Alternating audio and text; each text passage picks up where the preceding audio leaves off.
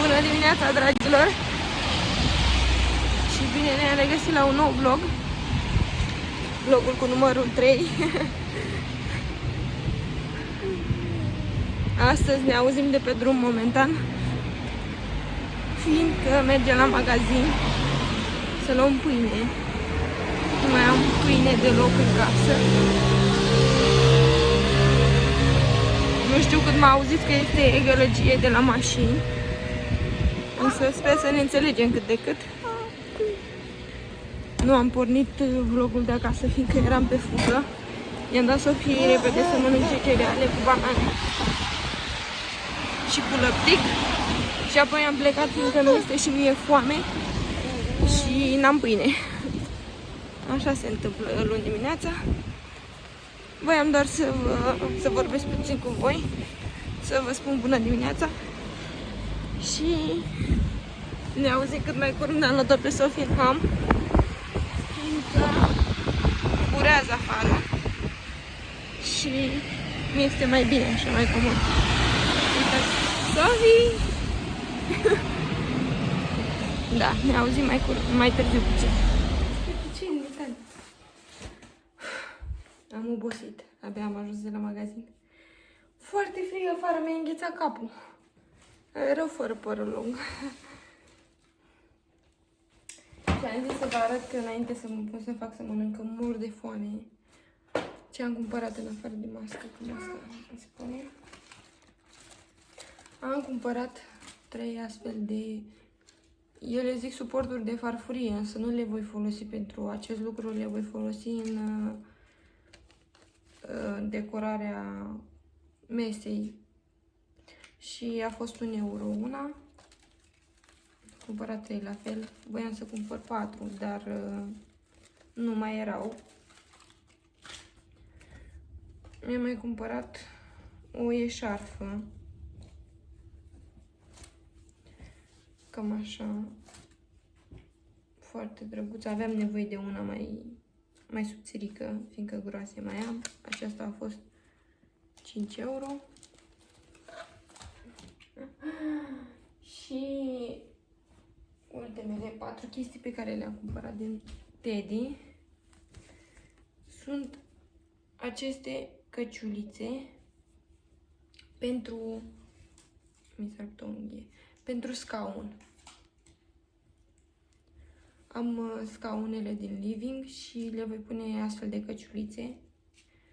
Am mai văzut și roșii, însă mie nu-mi plac. A fost 2 euro o căciuliță din aceasta. Și bureței aceștia, care nu sunt din sârmă, din aceea care ruginește și miroase, sunt din plastic. Sunt mult mai folositori și nu sunt atât de repede stricați sau nu știu cum să vă explic. Au fost 1 euro toți 3. Ia, Sofie. Apoi, din Ardei, că v-am spus că am fost să cumpăr pâine, nu știu cât m-ați înțeles pe stradă, fiindcă bătea foarte tare vântul și plouă. Am cumpărat 2 astfel iaurturi, lapte, iaurt de băut ceva. Acesta este cu vanilie. O vedeți pe Sofie cum se bate pe burtică. Și acesta este cu căpșuni.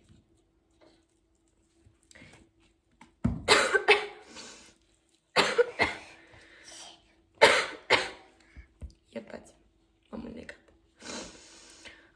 Am luat iaurțelele acestea, lăpticul acesta de băut, fiindcă am fost să cumpăr Actimel. Am vrut să cumpăr Actimel, de fapt. Și nu aveau, n-am găsit. Și cum eu îi dau Sofiei Actimel să bea, n-am găsit și am cumpărat acest lăptic în speranța că o să bea din el. Însă nu știu care vor fi șansele mele ca ea să bea acest lăptic. Așa. Lăpticul acesta a fost 1 euro și... Nu, mint. A fost 65 de cenți. Am mai cumpărat 2 astfel de cutiuțe cu smântână pentru gătit.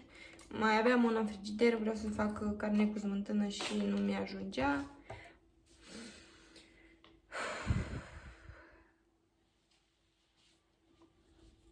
Aceasta a fost 55 de cenți.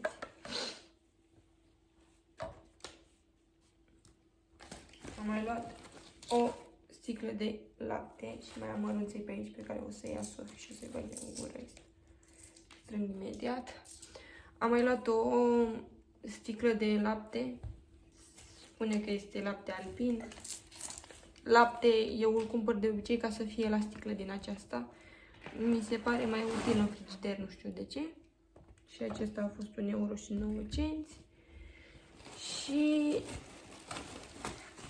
pâinea de toate zilele, fără de care nu putem trăi. Am luat 12 chifle. Fiecare chiflă a costat 39 de cenți, adică 4,68 € am dat pe chifle. Da. De obicei nu iau astfel de chifle, însă nu avea dintre ale normale și am zis să iau din acestea.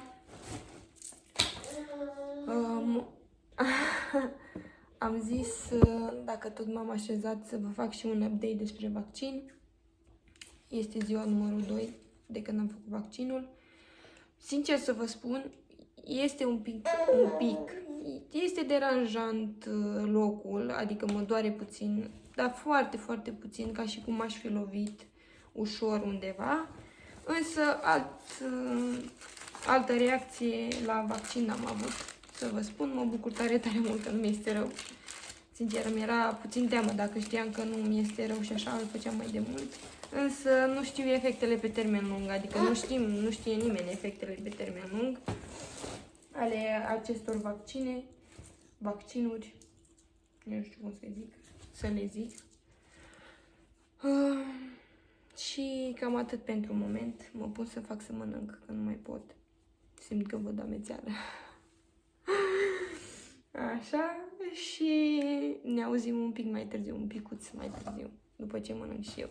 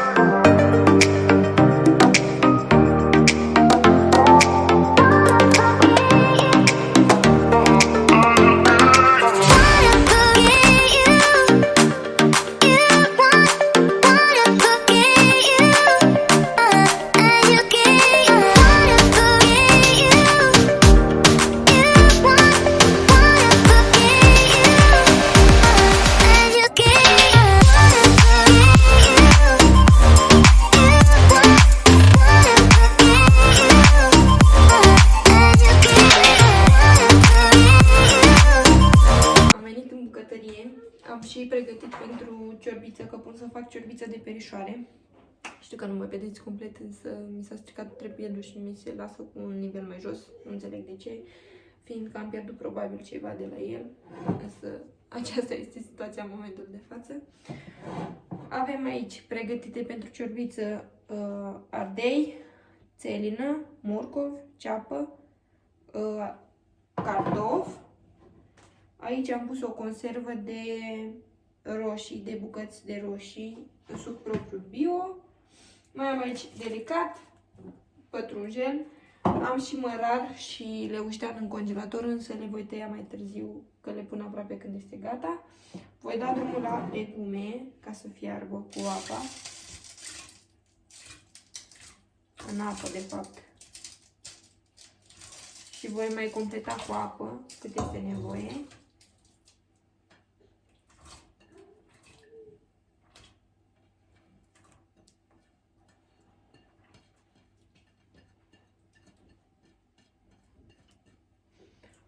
Așa.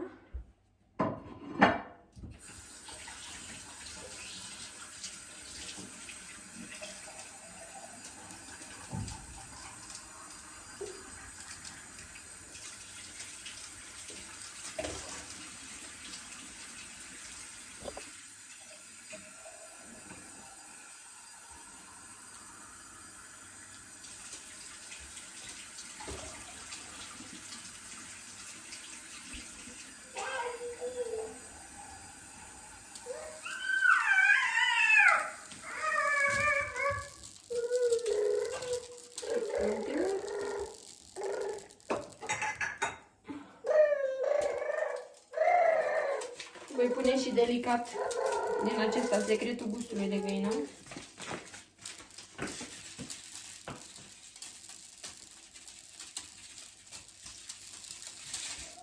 Voi pune pe tot. Dacă mai este nevoie, mai pun. Și voi pune și pătrunjel.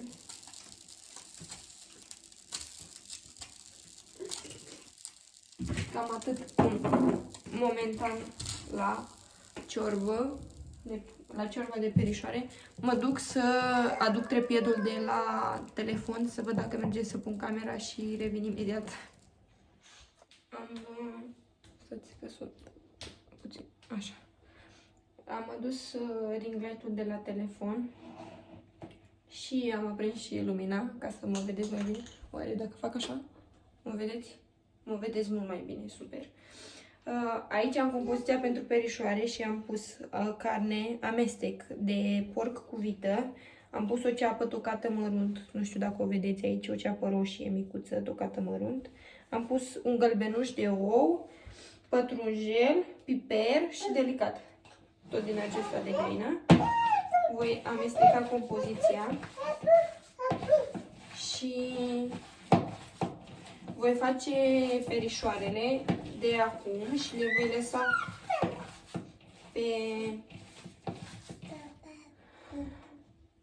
pe platou sau pe tocător, nici nu știu pe ce le pun, sau pe farfurie, și le voi lăsa până va fierbe. Eu fac perișoarele dinainte și le pun undeva pe o farfurie, pe un platou, pe ce vreți voi, deoarece dacă am mai văzut persoane care fac perișoare și le dau drumul în timp ce fierbe ciorba, însă dacă le-aș face așa și le-aș pune pe parcurs în timp ce fierbe ciorba, eu le-aș da drumul pe rând, fiindcă ar dura câteva secunde, minute diferență între ele și s-ar face diferit, adică cele pe care le-aș pune primele logic s-ar face înainte celor pe care le-aș pune ultimele. Și eu nu vreau asta, eu vreau ca toate perișoarele mele să fie făcute după ce ciorba dă în clococi, eu am acrit-o și am pus perișoarele. Este normal ca perișoarele mele să fie toate făcute, nu unele făcute, unele mai puțin, unele spre deloc. Înțelegeți ce vreau să spun? De aceea fac perișoarele și le pun pe ceva înainte, până fierbe ciorba. Și m-am gândit ca la felul 2 să fac pun cu smântână și Și Sofie a găsit o tigaie și ea zgârie tigaia momentan. Sofie, nu-i voie, mama.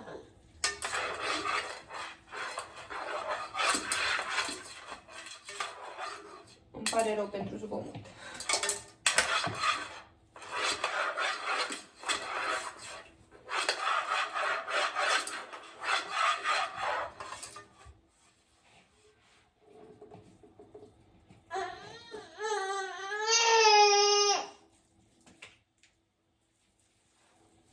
O să o strici, mama, și nu o să mai avem în ce să facem clătite. Este somn și este foarte mărită.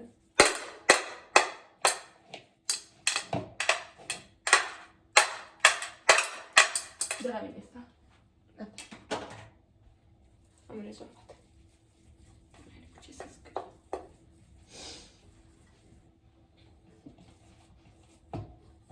Da.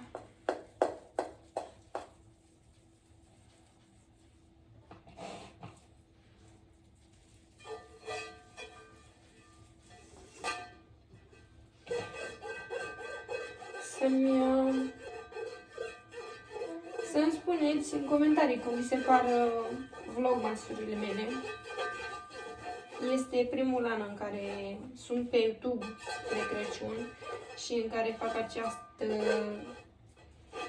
miniserie, nu știu cum să-i spun. Nu știu dacă o să mă descurc până la final să vloguiesc zi de zi, fiindcă este destul de complicat cu un copil destul de mic. Sper doar să reușesc, fiindcă mai sunt zile și zile și dacă ne ajută Dumnezeu și nu ne îmbolnăvim, nu răcim, nu nimic, să fiu aici zi de zi cu voi până de Crăciun.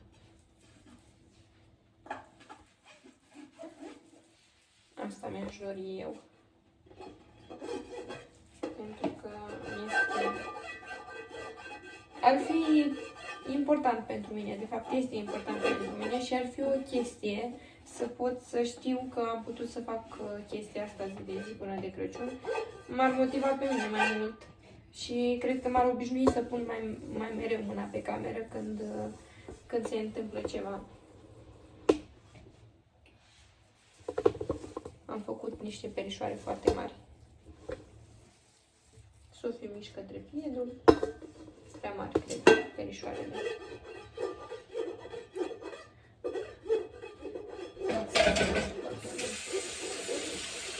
Sofie, nu-i voie, mama! Nu-i voie, file, nu! Nu-i voie! Nu.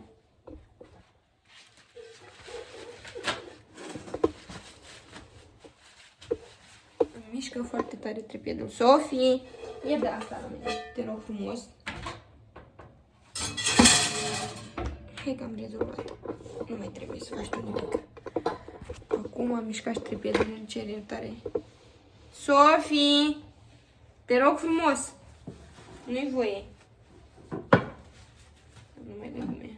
Însă așa am făcut perișoarele. Nu am făcut foarte multe, însă le-am făcut foarte mari. Și las să fiarbă ciorba până fierb legumele aproape de tot. Când aproape fierb o să pun și sosul de roșii. Și apoi o să revin când trebuie să pun perișoarele și când trebuie să mă apuc de ciocănele, de cupănelele la cuptor. Doamne, că mă încurc. De cupănelele cu sos.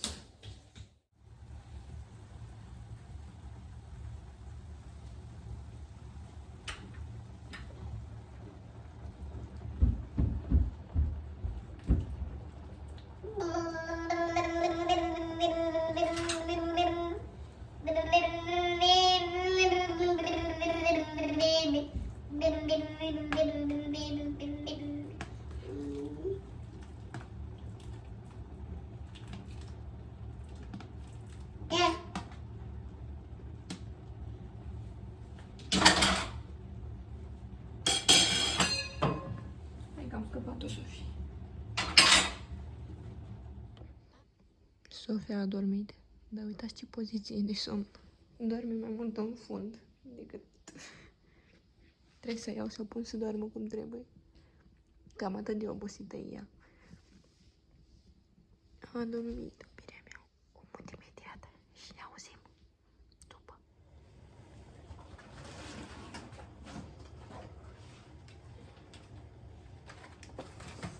Au fiert legumele noastre. Le-am mai pus niște apă.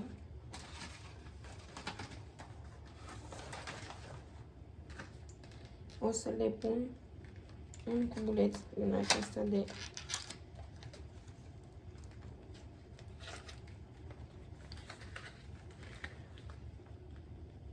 cania.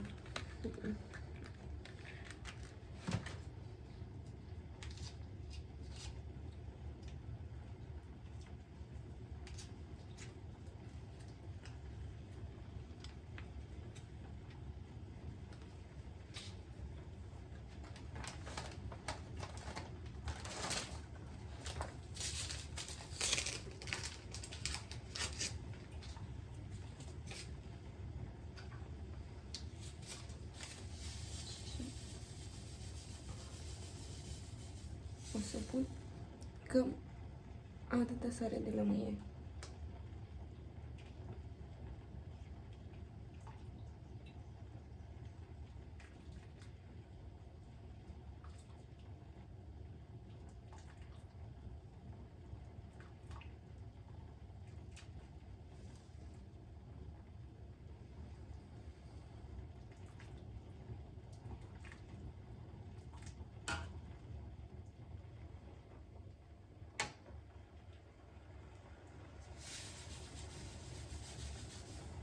Am mai pus foarte puțină.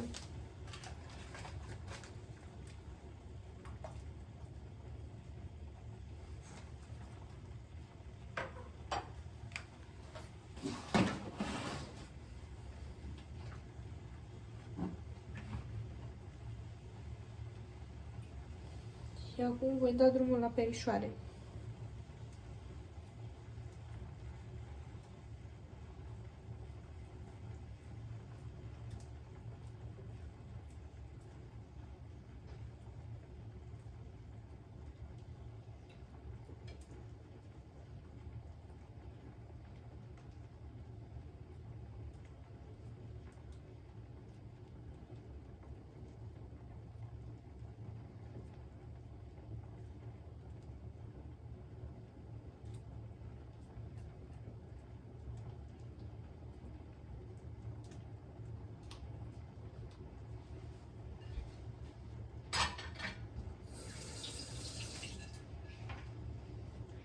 Și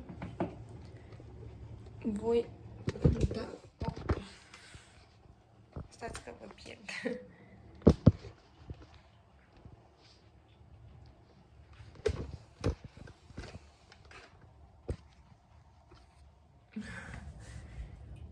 Voi pune copănele la prăjit. Voi lua o tigaie. Voi pune puțin ulei. Și voi prăji. Nu vrea să stea trepietul deloc. Și nu înțeleg de ce.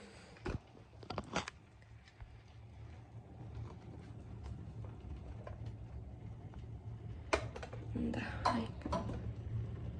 Am rezolvat-o. Sper.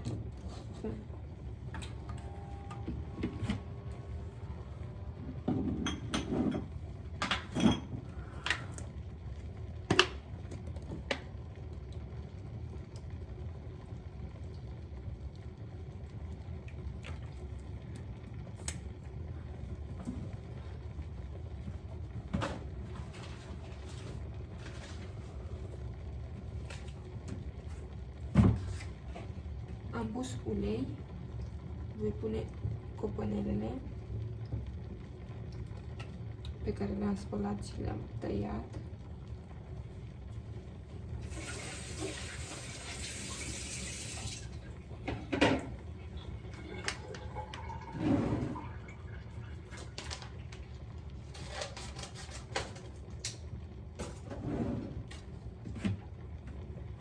Iar pe deasupra voi pune condimente din acestea pentru pui cu usturoi.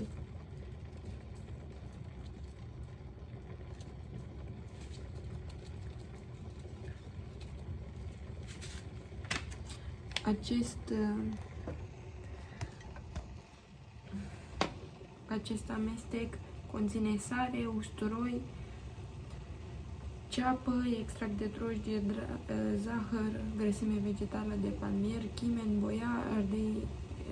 boia de ardei dulce, roșii pudră, pătrunjel, sare, piper, amidon de cartofi, margaritar, suc concentrat de legume, adică de țelină, morcov, praș și ceapă. Și poate conține gluten, lapte, muștar, ou sau soia. Eu le cumpăr pentru făcut la cuptor, pentru punga magică. De făcut la cuptor, să mai folosesc și la carne, așa, fiindcă mie îmi place ce văd. Voi lăsa să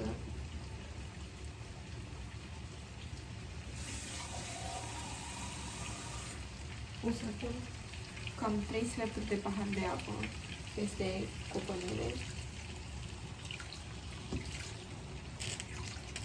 și voi acoperi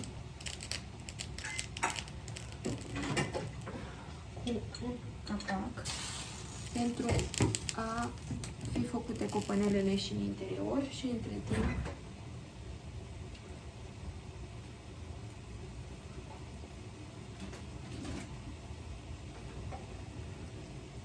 scot smântâna de la frigider și o las să ajungă la temperatura camerei cât timp se fac copănelele. Mă voi duce și voi aduce să pun și niște cimbru și pătrunjelul doamnei Măraru pentru ciorbă și revin imediat.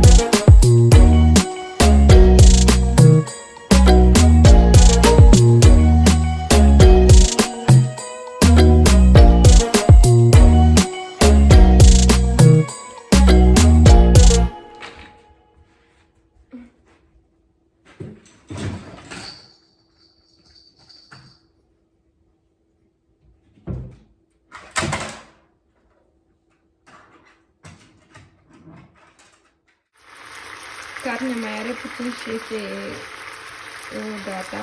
Am lăsat-o cu puțină apă și trebuie să se prăjească puțin, să remenesc.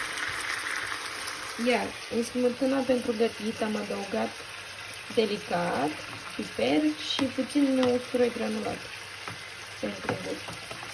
Amestec. Mai puteți adăuga boia,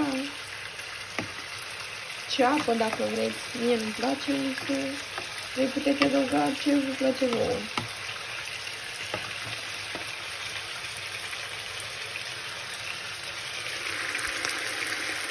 Ok. Am început să se prăjească.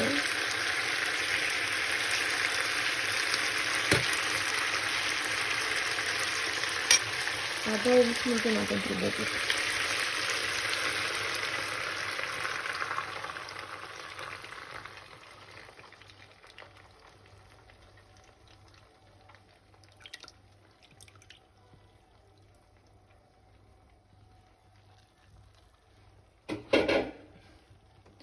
După cum vedeți, este destul de multă grăsime de la ele cum s-au prăjit, însă după ce se va forma sosul, eu voi strânge cu lingura.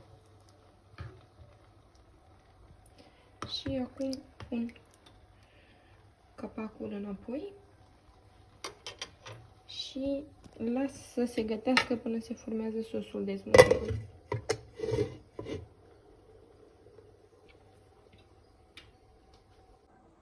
Un mic tips: după ce sosul de smântână s-a format, eu adaug mozzarella ca să-l fac super cremos și super gustos. Mie așa îmi place. Voi puteți adăuga parmezan dacă vă place. Mie nu-mi place gustul acela de parmezan, însă după ce se formează sosul, eu adaug mozzarella și o să vă arăt la sfârșit cum arată și mâncarea de carne cu sos de smântână. Ciorba este gata. Am terminat-o, am și oprit-o. Și stați să iau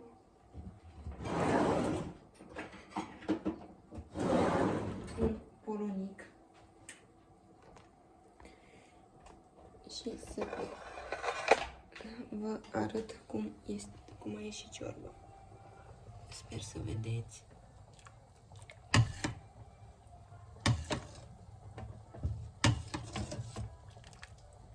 Așa a ieșit ciorba. Voi mai puteți adăuga tăiței, mai puteți adăuga orez, mai puteți drege cu ou și cu smântână, însă mie îmi place, așa îmi place, așa o mănânc. Fiecare face după gustul lui mâncarea, gusturile nu se discută la mâncare. Și acum aștept, fiindcă îmi fierbe și sosul de smântână. Abia aștept să mănânc, o să fac și mămăliguță și o să savurez toată mâncarea.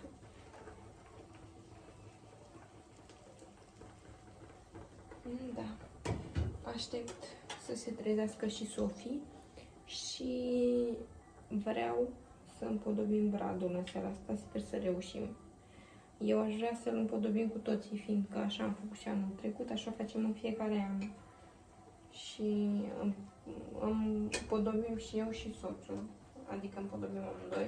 Ne este și mult mai ușor, ne ia mai puțin timp și este și un fel de tradiție de familie. Însă aștept să văd la ce oră iese de la muncă și la ce oră se trezește Sofie.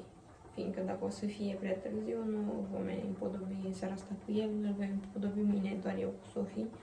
Sper să mă lase Sofie, să fie măcar puțin, nu de ajutor, măcar puțin cu minte să fie, să nu spargă globulețele. Și ca o mică pățanie, eu am pus pe masa din living o floare artificială. Așteptați o secundă că vă și arăt.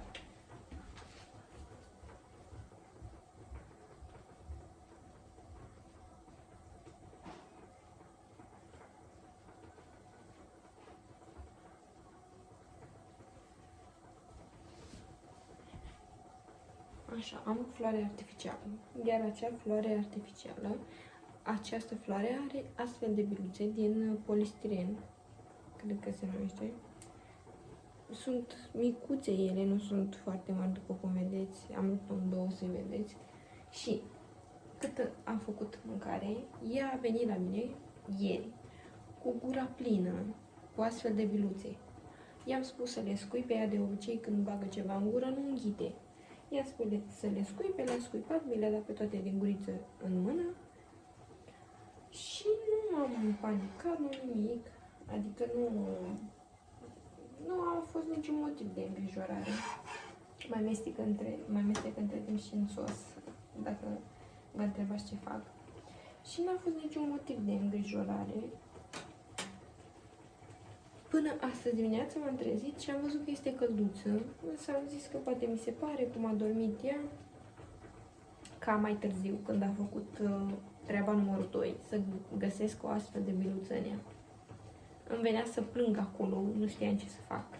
Să mă sperii, să nu mă sperii. Am văzut că nu mai este călduță, este bine, nu dă niciun semn de rău, de nimic, am mâncat cum trebuie și probabil aceea a fost singura pe care a înghițit-o. Sper să fi fost singura pe care a înghițit-o. Și trebuie să vă avertizez să aveți mare grijă cu copiii. Eu încerc să o țin lângă mine când fac mâncare, însă nu mi iese de fiecare dată, fiindcă ea se mai plictisește, mai pleacă dincolo, își mai pierde răbdarea, este copil, înțelegeți și voi cum este un copil, ne mai pierdem noi mari, oameni mari, răbdarea, însă un copil și-o pierde și mai repede. Da, asta am vrut să vă spun, vă arăt cum iese la final sosul meu de smântână și vă mai țin la curent cu ce se mai întâmplă. Eu sper să îmi potopim bradul astăzi, însă nu știu dacă ne va ieși, vedem.